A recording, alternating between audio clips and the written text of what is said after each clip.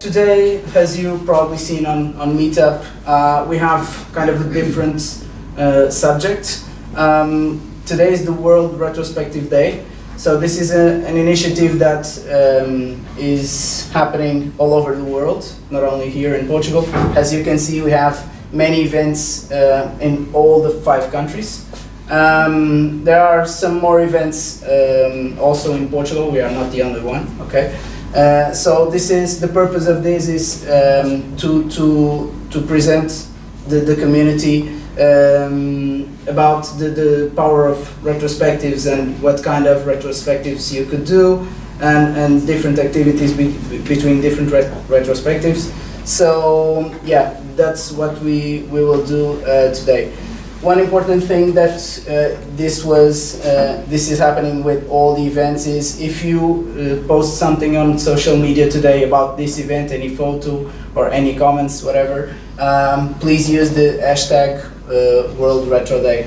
Okay.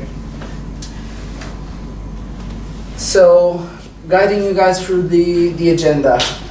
So we have this quick introduction. Then we will do a presentation. It will be more or less half an hour presentation about retrospectives and all the details we should care about in a retrospective. Then we have a coffee break, a 15 minutes coffee break. And the second part of the meetup will be a practical approach, doing some let's say, mini retros and simulating some techniques. For you guys to see what kind of different approaches you could use on a daily basis with your teams. And then that's it. We will divide all of you into probably 4 different groups, but we'll explain a bit in detail later how we will do this. And then we should be done at 9 o'clock, okay? So, okay, yeah. Retrospective. So, why we should do them? Here, how many of you already participated in a retrospective? As a participant, okay, many. As a facilitator, okay, few, nice. So, and why do we do retrospective? So we are amazing. We always and every day we can improve. So why the need of have a retrospective?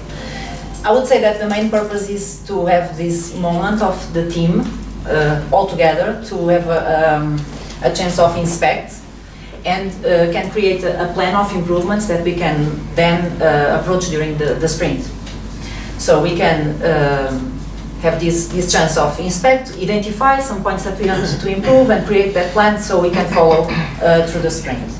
So mainly, and this is from the Scrum Guide, you can consult, is a formal opportunity to focus on inspection and adaptation inside the team. So we have these decisions taken inside the team, we have power to that decision to be taken.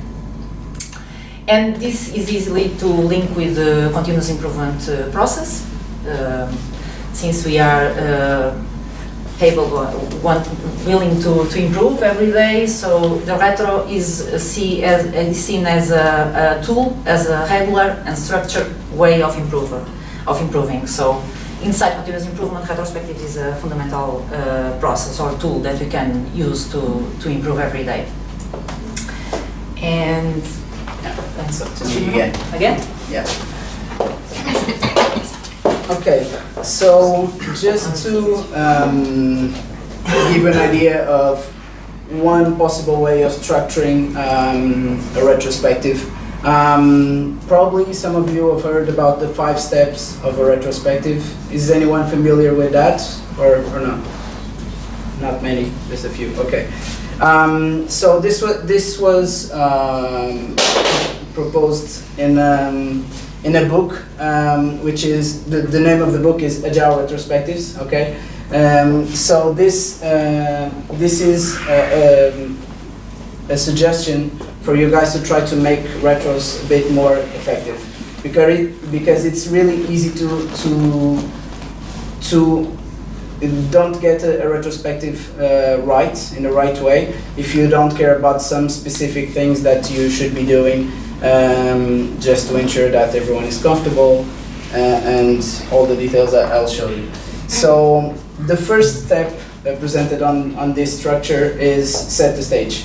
So this is something that some people probably, sometimes it's easy to forget, so you just go into a meeting room and you start the retrospective without just thinking about it and how you were doing. And this is important to set the tone for the retrospectives and give direction to the team just from the beginning. Okay, so it helps the team to focus on the work that you will be doing during the retro, and for them to engage with each other as well. So, and this could be done with small activities, small games, just ensuring kind of icebreakers, just ensuring that everyone is comfortable to share whatever they need to share during the meeting. Okay. The second step is about gathering data. So the point of this is the facilitator would gather important data about significant events that occurred during the last iteration. For example, the last sprint if you're working in sprints. Okay, so the facilitator should have the concern of, okay, before the meeting, if I'm the facilitator, I need to see what important things happened during the last week or the last 2 weeks or whatever is the timeline of your iterations, and then include some facts about that as a starting point to gather data from people. Okay, and you can try different approaches to do this, and it can be just speaking with people. But you can write, you can use both. So there's many ways of doing this. And normally this is something that is in charge, it's responsibility of the Scrum Master or Agile coach, delivery lead, depending on your organization. Okay. Then the third step is about generating insights. So now that everyone is engaged and onboarded into the retro, what we want them to do is to generate ideas about the issues you just mentioned, has important issues for the team. So it's people just generating ideas, and it's not yet about problem solving. It's just about identifying first what are the problems, what are the concerns, talk about them. So you can see what was good during the iteration, what was bad, what could improve. It's just identifying the things and not yet solving the problems, okay? And here the facilitator should look for patterns to see if there's a consistency between all the team members, or if some team members think one way and the others think in a different way. So this is the kind of the role that the facilitator should have during this part of the retro. Okay, so and one important thing is this allows us to, it's like giving a step back and have the big picture of the team or about the specific iteration. Okay. Then, now that you have already identified the problems, one of the important things is decide what to do. So try to come up with solutions with some specific actions. It's not just saying, yeah, we have this problem and yeah, we should do that as a team. No, we should define clearly actions, who will be responsible for that specific action. Otherwise, in most cases, if the team is responsible for a specific action, the most common thing to happen is no one will do that.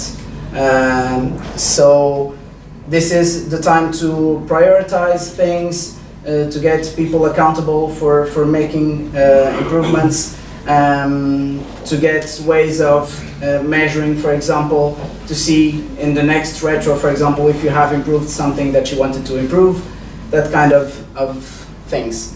And then after you do this, it's time for a conclusion. This has the same way that the first step, it's one of the easiest to miss, this one is also something that people, yeah, we just finished the meeting and everybody leaves the room. So it's important to like wrap up the retrospective, just formally closing, thanking to people, and trying to do it on a high note, on a positive note, because sometimes you discuss sensitive subjects during the retro, so it's important that the facilitator tries to close the retro on a positive note, sometimes recapping what was discussed or what are the actions agreed for the team to do for the next couple of weeks, for example. And that's it, just making sure that they are looking forward and trying to move on and improve the team. Okay. So going back to step 4, decide what to do. Johnny mentioned the outcomes. But on the outcomes, as always, we have to be really careful on what we do because there are good and bad. So here are a couple of examples that you should be really careful when putting the actions on the team. So imagine a good one. So spend 25 minutes together reviewing test case scenarios before starting user story. Okay, that's a good one. It has a manager, it has detail, so everyone from the team could look at it and know what it is, but if it's really vague, try to make X better. So you should be really you should give some detail on the act and be accountable. And this another example is, so sometimes happen that people are more introvert. We'll do a bit of an exercise on that, so a safety check. Well, the facilitator has a really important role on this because everybody should have an opportunity to speak, and sometimes a lot of people talk a lot and they have a dominant voice, and as a facilitator you should give equal time to everybody to speak and not impose or interrupt that we have the sou doutor, ou sou engenheiro, the normal debate that we see on TV. We should avoid that on retrospectives. Okay, so another thing is sometimes we look a lot at our belly, okay? And it's mostly a normal human behavior, but it shouldn't, so we should try to understand, put ourselves in other shoes. That's really important, and it's difficult sometimes. So it's a really good outcome when people understand. Doesn't mean that you need to say, I do agree with you, but you can understand what's their point of view. So the other way around, it's a bad outcome. On the outcomes, yeah, sometimes you get, and that happens to me too, a big list of things to do. But the truth is, if they are really big chunks of an action that comes out of a retro, it's a really big chunk of work. You don't get it done, and especially if it's big chunks and a lot, you definitely won't get done. And you create sort of a backlog actions of retros, and that's where you shouldn't go. So you can use things like dot voting or whatever, but just try to make 1 or 2 during the cycle, and smaller ones so that you keep the team motivated and you see things going and being done. That's really important. So shame on me sometimes, but try to avoid getting a lot of outcomes and smaller ones. It's the best way to go. So another thing is constructive feedback. So the goal is no finger pointing. That's a prime directive if you use it. We haven't talked about that technique here, but we can use them on the exercises. But definitely no finger pointing at any retro, okay? If it's a team problem, we have to solve it. Of course, you can tell that we had this problem, but try to avoid doing this. Don't forget, as my wife says, that when you point one finger, you have 4 pointing at you, okay? And that's a bit of the truth.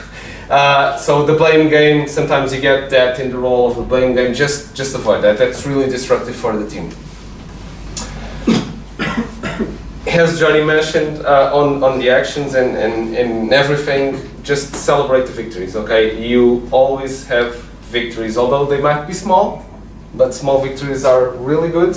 So especially not only when you are a facilitator, because we're putting a lot of focus on that person, but it's really important for every team member to try to push what happened that was good, because you only get good things. So if you focus on the negative, oh, the project we're only doing CSS and all that stuff, and it's boring and all that crap, but you'll get small victories. You just have to try to push to work on those parts.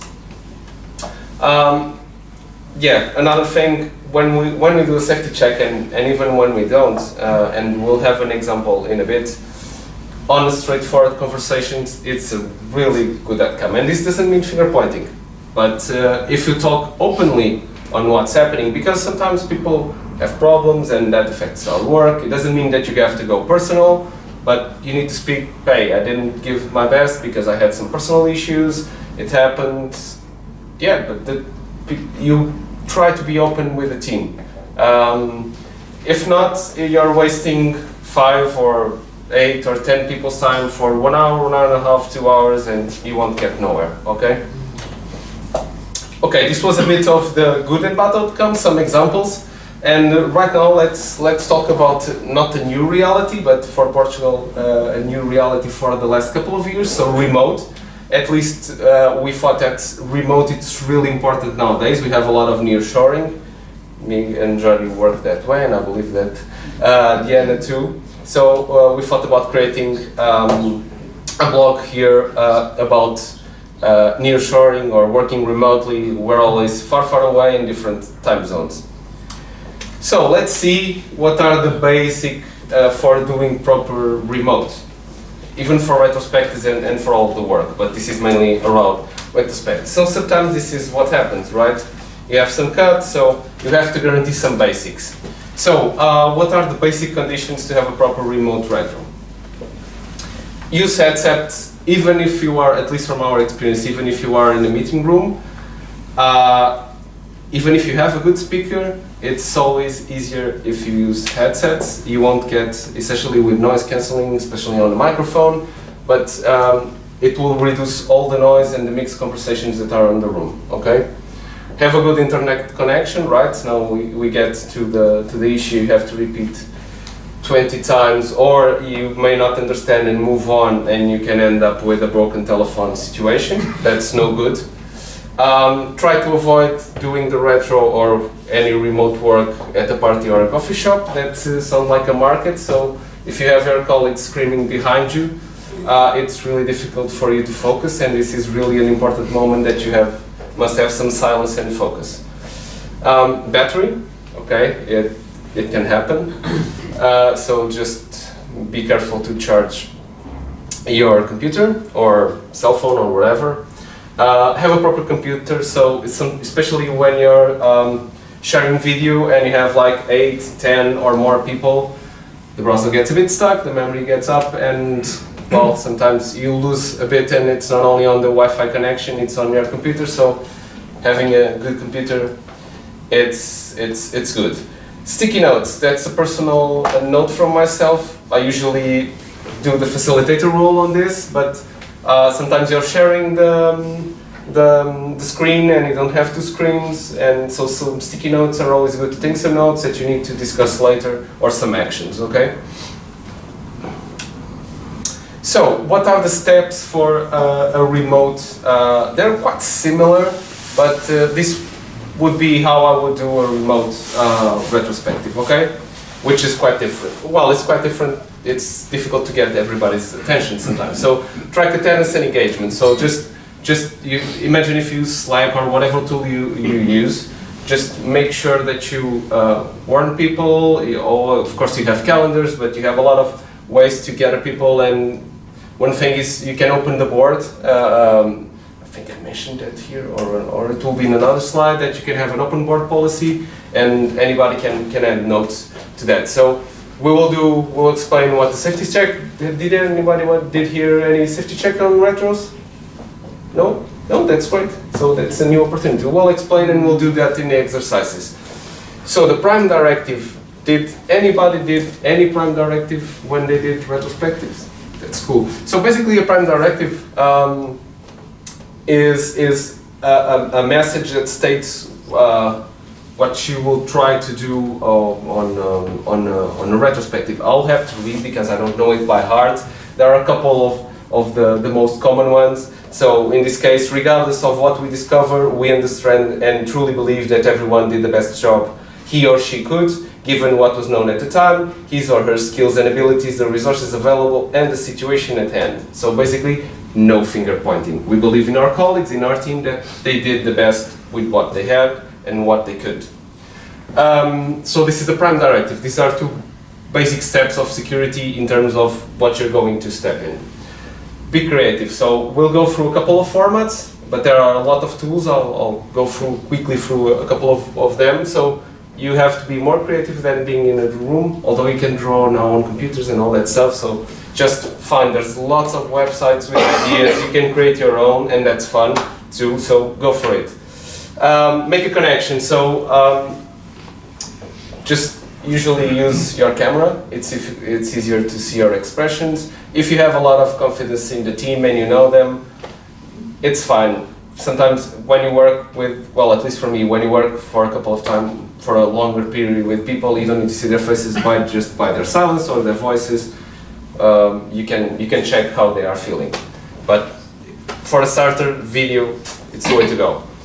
As Johnny mentioned, review work done, so that's another step that's really important. See if the actions that were pending, if they were done, why wouldn't, if there's any blocker, of course, and at least for me, this should be updated during the sprint and not only when the retros happen, okay?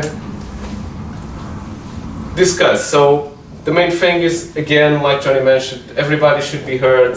The pre-made online whiteboard or retro board are always open. It's up to you guys. It's up to the team to decide on this, to the culture of the company. You don't have a formula for this, okay? Usually I do prefer to have the board always open, so when you remember something you can add and then review it later.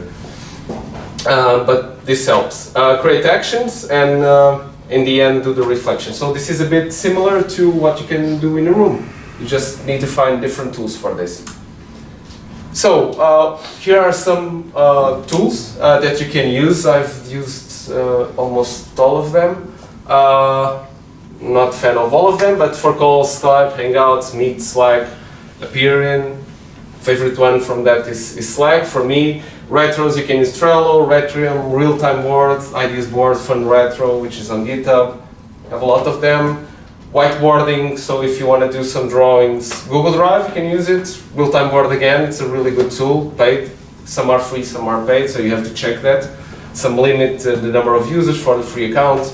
The Whiteboard 2, Mind Map, it's another tool that you can use on Retro, so you have the Mind Map on G Drive and the Mind Meister. And follow-ups, at least for me, I do prefer to use Trello, or if it's an action that it can impact some development, you can use it directly on Jira, inject it directly on Jira. Personally, I'm a big fan of Trello for almost all we can do, even adding some add-ons. We have an interesting talk by João Craveiro that it's online, all the talks are online, about Trello if you want to know a bit more. It's not focused on retros, by the way. So here are some books. Okay, the 5 steps came from one of these, so if you want to know a bit more, even if it's quick ideas, fun retrospectives, getting value out of them, there are a couple here of books with ideas for you guys to read. So, Johnny mentioned on the format that we will go through different exercises in a bit, okay, after the coffee break. So, we'll explain a bit of the exercises, then we will divide the groups, you guys, into 4 groups. And then when you come back with your bellies full, ready to work, okay? And we'll see, I think, we can do 4 groups easily here. Yeah. Okay, so the exercises. All of us will do a safety check. What is the goal of the safety check? It's important, sometimes you don't know the team, you haven't worked with them. People are different in different stages of our lives, so it's how comfortable they feel in expressing themselves with others. Okay, that will be very important for you to, not only as a facilitator, but as your colleague, your team colleague. It's really important. And if you get a low score, it's up to your judgment to see if you should continue or not. And that can happen. If people don't feel comfortable, you have to take care of some stuff before you do a retro, okay? Why? Low safety indicates that there are other issues there are other blockers before you get to a retro, okay? Although retros are really, really important, it's my favorite thing, but you have other things to fix first. And it's a reminder, because it's a really human thing. So it's a reminder that we are dealing with humans, and the Prime Directive helps a bit on this, okay? So you have a lot, if you look safety checks online, you have a lot of examples that you can do. We'll do this quick one, because the retrospectives will be on a fast-forward format, okay? It's just to have, for you guys to have an idea, because it usually should be 1 hour and a half, at least 1 hour, it just depends on the team and the periodicity you do it. So we'll detail this a bit later, but usually it will be post-it, pen, you will put one number, and then we'll have the numbers and the percentage, well, not the percentage, but you have a gut feeling on how the team is in terms of sharing, okay? So this is quite simple, we'll do it just afterwards. Okay, so when it is done, when it should be done, at the start of every retro, you don't need to do it every retro if the team is stable, you know them, but when you are starting with, working with the new team at least, okay? Explain to the group how you plan to run the retrospective, and don't forget one thing that Dr. House explained very well, that everybody lies, okay? So everybody say, yeah, I'm very open, and yeah, I'm talk about everything. And after 2 or 3 retros, you've seen that they do the broken telephone, and it goes offline of the meeting, okay? It's when you close the door that everybody will start talking, and you have 10 conversations, and oh, this guy said that about this and that. No, it should be inside the room or online, whenever you do it, not offline or off the room, okay? So usually after a couple of weeks, you get that everybody lies, okay? Not everybody, but if you are truly honest in the percentage you give, it will help the team, okay? And it's okay to not feel comfortable about sharing, okay? Not all of us are equal in that way. Okay, this is an alternative to that one. Well, we won't go through this in detail, it's just to give you another example that are more than one way to do a safety check with different tags, whatever you want to do it. Okay, so the safety check will be a basic for any of the exercises. The other one, the first retro will be a futurespective. Has anyone did a futurespective? Cool, one. So, setup. What we try to do here is think about the future. This is done in the start. What is our vision for the future? Okay, there are a lot of exercises that we can do, but this is again sticky notes and a board or the online tools, and the goal is to define the ideal processes and interactions that we'll have. Okay, that's why the definition of done can be something that you do after a futurespective. Okay, so you have a lot of examples that tell us thinking that we will do. Hero's Journey, the Catapult, Nirvana, Find the Future, Back to the Future. You can put some more movies or bands in here and probably you'll find some futurespectives.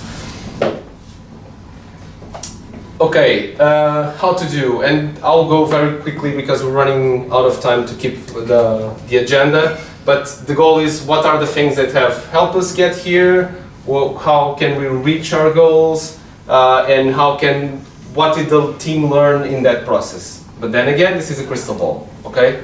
But it will help us think through the future. These are some things that after you do this, it's a good point for you to get to the DOD, so definition of done, discuss about the ways of working. You can give different names in different companies or cultures or whatever, and define some actions that you need to do effectively, okay? So these are some, and the team pledges is a good thing to do after this. So what does the team commit to itself, and just put it on a board, and it's always open to everybody to see it, okay?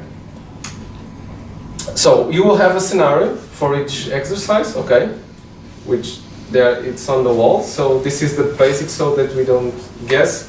This is the example that we'll use for the futurespective, okay? That you'll work in the group. I won't go for that now, okay?